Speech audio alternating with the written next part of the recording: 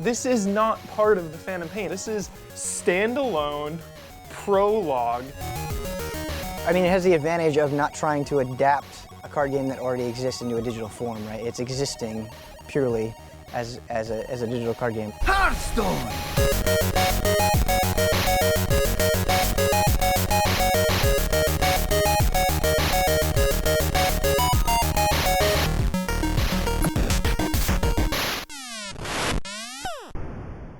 So, gentlemen, the last time we spoke about Ground Zeroes, we had Damiani in the room. He sang us a song. And the conclusion mostly was that Ground Zeroes would ultimately be a glorified demo. Has that happened? No. Yes. Yes, perfect. I'm glad we have so many varying opinions. It has. Blair, you should start then. Why is it a glorified demo? Because, honestly, the first mistake I think they made was having it hit credits after you finish the first mission. Your favorite song. That I guarantee you turned off a lot of people that were on the fence but still bought it.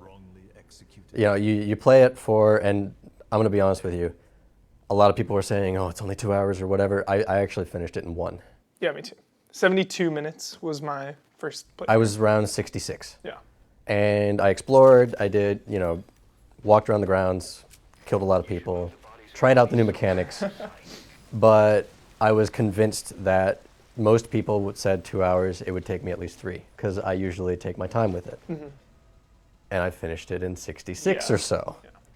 Now, that doesn't bother me quite so much because there are lots of other missions that you can try. They change the environment, you can go back in, you can do more things. Perfectly fine, but when you hit credits and you're sitting there for almost as long as you were sitting through cutscenes, that's kind of a problem. That put a sour taste in my mouth. Now, I'm going to go back and I'm going to keep playing it for the next year and I'm going to love it. But my mistake was going back in and playing the other missions after the credits. The other missions just feel like more Peace Walker, just HD. Mm-hmm. Which is fine. The other missions they're non-canon. They don't exist within the world of Metal Gear Solid, so something's already taken Well, out they do. from them, you know? They do to a certain extent because you get the VO from Commander Miller, I think it is. Right. Or just Miller. And he kind of outlines why this mission was sort of important, and he names characters that are probably going to be referenced again. And Yeah, you're taking... that sniper team, come on, that's some awesome lore right there. The hand and the finger or whatever, I thought that was really cool. Yeah, and you're essentially taking on clients to kill people, to get tapes, to kind of further the story along. It seems a little richer than the mini missions in Peace Walker did. It feels like those could possibly be connected, but at the end of the day, probably not. They probably just had to try to get as much content out of this thing as they could to justify us paying for it. What bugs me about the demo comment is that a demo is part of a game that's going to be released. This is not part of the Phantom Pain. This is Ground Zeroes. This will not be played in the Phantom Pain. When you get a demo, it's like, okay, I'm going to play the first 10 minutes of this game, and then I'm going to come back to it when the full game is released and play that same 10 minutes again, because it's just a little chunk of it and it's a demo. It's like, no, this is standalone prologue. You have the Ground Zeroes mission, you have all the other side missions. I know a lot of people are like, oh, the side missions, it's like Peace Walker, but they're still fun to go through at least once or twice on normal and hard. And then there's all the unlockables, which I'm going to get into later. You can get skins. Skins? Yeah, I just got the PS1 Snake last night. I unlocked that skin. Well, I don't have the luxury of that mission being unlocked. So we should talk about that. Huber, you're steamed today. You walked in steamed. Yeah, I'm a little on edge. Irked. Yeah. So last night, because the plan was to have that unlocked for today so we could capture it and put it up on the site, the two, I'm not going to say exclusive. They're exclusive. The two console-specific missions, the unlockable for getting all the patches, cannot unlock Deja Vu. The funnest side mission. Yeah. Went through on hard. I was like, okay, maybe on hard, like I can, they reset. Patches aren't there. So I think I have to manually delete my save data at this point to do it. Now, is this a Kojima troll or is this a glitch? It's not a troll. What do you think this is? No, I've played the mission. You can a person with a working save file can do it. And I think you had a rare bug, and I think it totally sucks, but So I guess I just gotta start over. Huber-specific bug, yep. One thing I really want to talk about Ground Zeroes, beyond this narrative of is it a demo, is it long enough, is its tone. I feel like with Ground Zeroes, with Metal Gear Solid 5, Metal Gear Solid has its tone back. And that's a weird thing to me. So I think that it kind of got lost. I think Metal Gear Solid used to be not quite always like serious, but always its own like thing. It was respected. And I think the series lost its respect around Metal Gear Solid 4 when this time where we had internet complainers, you know what I mean? And it is a game with like a monkey in a diaper. And you had the fair weather fans that will jump in and be like, well, this is going to be the definitive one, so I'll finally play 4. Like, we have people in this office that work at GameTrailers whose first Metal Gear Solid game was 4. Whoa, dude, that's so crazy. So yeah, so the way I feel about it is that like it's adaptive. It's strange for me for a series to hit 5 and still be relevant and not just go off this goofy end. Snake appears in Smash Bros. And it's really hard to get that character serious again, you know what I mean? Different Snake, that was Solid Snake. But it does something to the brand, you know what I mean, when it gets dragged through all these weird things. And it's exciting to me to see the Metal Gear Solid brand brought back into like this like heavy spot again. And it's cool because of the time period. You're going back. So that just has this weird nostalgia factor to it. You know, it's like playing through it, I was like, man, sure could go for some Octo camo right about now. I've had that feeling like numerous times. You want your radar back, yeah, right? but It it's is cool. nice to be able to dip into the timeline at any point. Exactly. And actually feel comfortable. Like, it doesn't matter which Snake you're playing. It doesn't necessarily matter who's voicing him. Yeah, actually. Kiefer Sutherland did a fantastic he job. caught me off guard. There He's are a pleasant surprise. There are a few times definitely where it doesn't really feel that comfortable, and since we didn't have that much time within the game to get used to his voice, I do wish that it was a little longer just on that basis alone to get a little bit more used to Kiefer Sutherland. But you're right about the grittiness of the whole thing. Right. Yeah, it's dark. Specifically the ending, and we can put spoiler tags on this or not, but the way that the Ground Zeroes mission ends was very unexpectedly gritty for me. Yeah, it's hard. It is. It's like And Kojima's been preparing us this if whole that's time. the tone, if that's the tone Yeah. that's being set to get us ready for 5, The only catch is you go in solo. The politically sensitive nature of the mission meets backup is not an option. Fine.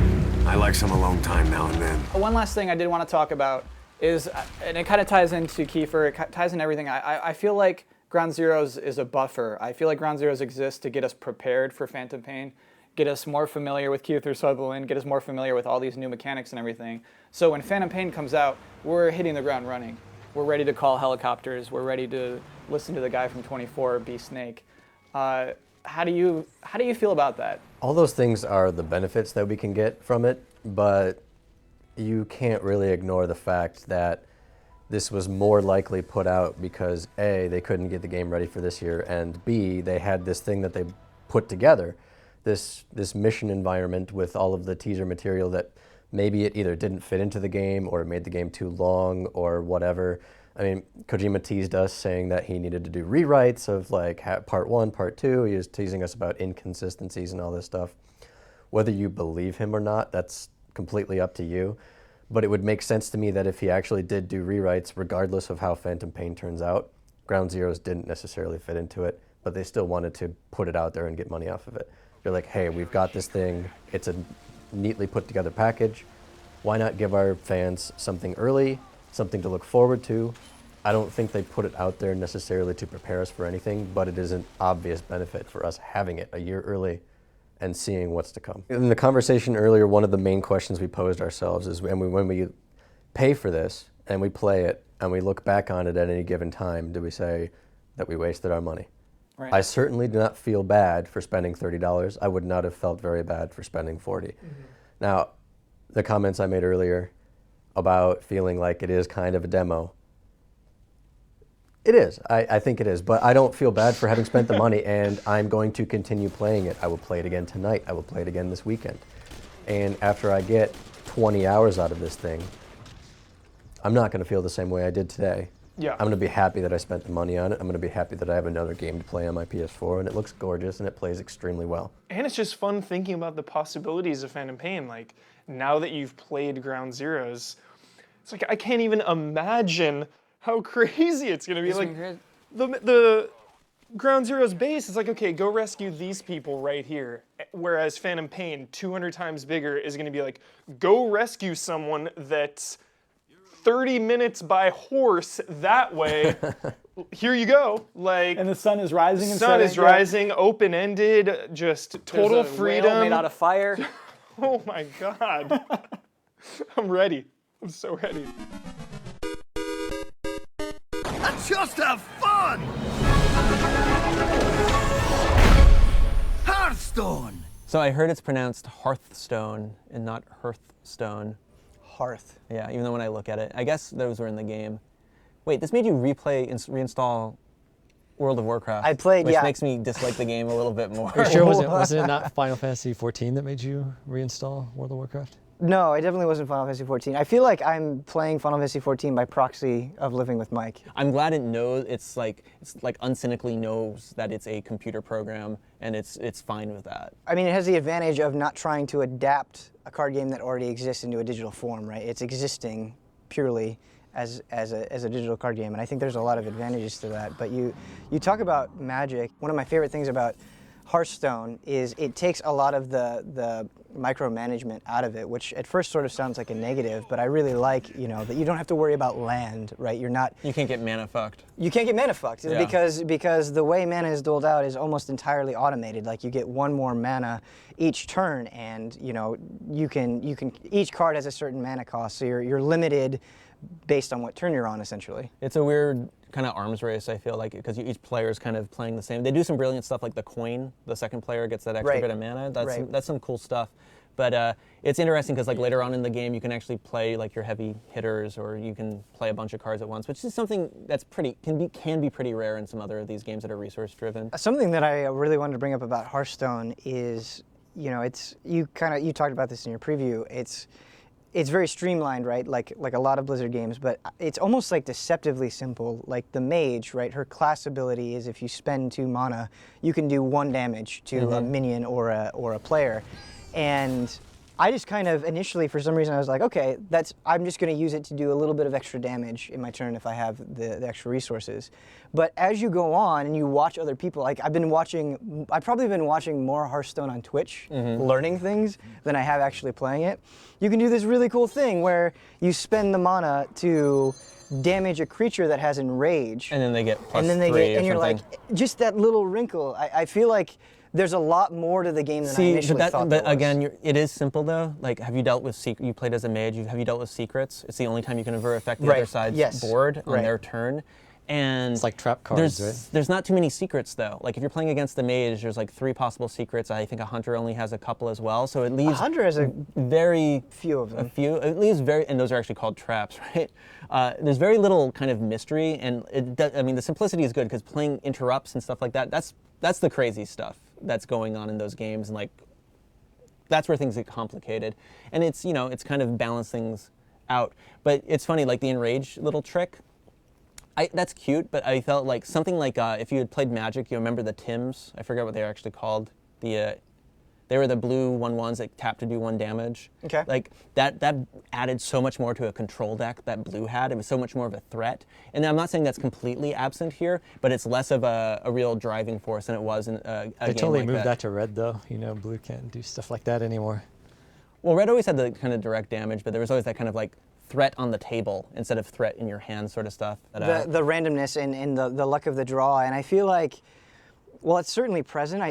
They do a good job limiting it because you only have a 30-card deck, and the way that the cards are constructed in Hearthstone is you can have a maximum of 2 of any single card in a deck. And a lot of times, or at least the way I've been constructing my decks and the way I've been seeing other people construct their decks, is you usually want to have 2 of whatever card you have in your deck, So you get for the most part. Yeah. So essentially, you're almost always going to see every card in your deck if you go 10 rounds. So there isn't as much luck of the draw as I initially thought. Watch your back. You asked for it. I think the game's fun and it certainly moves along and the rules are there to kind of push it. It's nice that you get to, you get to play your big cards and you don't have to worry about getting mana screwed. I did feel like sometimes when I'm playing it though that I had like very few decisions to make depending on, what turn it was and what I have in my hand. And you get to a point a lot of times where like, okay, I mean, I assume that I will draw a card next time. I have got plenty of mana, so whatever it is, I'll put it into play. And I kind of feel, it moves along quickly, but yeah, I wish, I'm not saying the game doesn't have depth, but to me, like really enjoying Magic, I really like the deck building and the coming up with non-obvious strategies and trying to make the best of like not a great situation. Whereas here, I think sometimes it's like, oh, okay, from how the cards are played, this is kind of the way it's going to go, and I can kind of, like see into the future of the match and just try to, I don't know. So it's okay. I agree. I it's a agree, good and game. I disagree because when I first started playing, the first few hours, I was playing a mage, and I was like, okay, this is how you play a mage, and the way I would play is, I would always put out minions whenever I could. I would always do damage with like damage cards, like do 6 damage to the other player as soon as I could. But instead of being mana screwed, which doesn't happen really in Hearthstone, the problem that you run into is it's very easy to run out of cards. Yeah, right. So you get to a point where it's like, okay, I laid out a bunch of stuff this turn, I'm all set, I'm gonna win. And then the other guy casts something where it's like do 2 damage to every creature on the board, and you're like, oh no, it would have been better for me to like test the waters, try to bait a card out of him and hold back, because this next turn I really don't have anything to cast and he's just completely trumped me. Not playing a card is like, you're like, well, like, am I just gonna not put something down and the guy will, roll right over you. It's really easy to kill creatures that are annoying you. So you're gonna just be like, boing, where sometimes in Magic you get a guy down and you're like, hey, hey, hey, and the other person's like, what do I do about this card? And it's like, hey, hey, hey, sorry. I only did it once, but it was fun doing the arena, which is basically a draft. Right. It's still a little weird with the whole rule systems. I understand 3 games and you're out, and it seems like an okay investment because you're guaranteed a pack, I guess, even if you win 0 games. Mm-hmm. I think it's a good way to add a little bit of variety. I do see myself playing the game in general when it goes full release. Mm-hmm. But I'm seeing it like some people handle their Spelunky addictions where they do the daily challenge. I may log in and like look if, the quests, where it's like, a lot of them have been like win 2 games or kill like 30 minions or something like that. And I feel like that's like a real like 30-minute investment or something like that. And maybe, like a functional junkie. Like I'll walk away from it. Junkie. A talking junkie. A lot of Mr. Show references today. Okay, I'm really like deck building and Magic, and I feel like there's certainly room to do that, and there are different strategies, there are different ways you can take a class in Hearthstone, but I also kind of feel like the combos and the angles are kind of like obvious, and sometimes you'll hear Magic players, if a set comes out and things look too aligned, they're like, why are you making my combos for me, I want to figure this stuff out. And I kind of feel like in Hearthstone there are a few tricks or, and angles, and they're baked in, and you're like, hey, if you want to go for this kind of approach with this class, you can go for, the thing that amplifies your spell damage, Right. For example, you can go with cards of that, but it's kind of like, that's a thing, and if you want to do that, you'll obviously pick these cards. So I felt like, it's fun to play and pass a bit of time, but I don't know if I'll get back into it unless Ben could somehow convince me to give it a little more. Like I felt like I could see like, okay, I can see myself like grinding through, getting some more packs, replacing these obviously shitty cards. It seems like with some better cards. it seems like the really fun, weird cards are the super rare ones, and I've seen them played pretty rarely. Like the ones that make the turns go faster, and like I guess there's one card that makes the deck does deck milling, but like most of the battle cries or like death rattles, they're not the most. Well, I kind of felt like I can't make an interesting ideas. deck with these low level cards. There's no way to spin them. They're just kind of weak cards.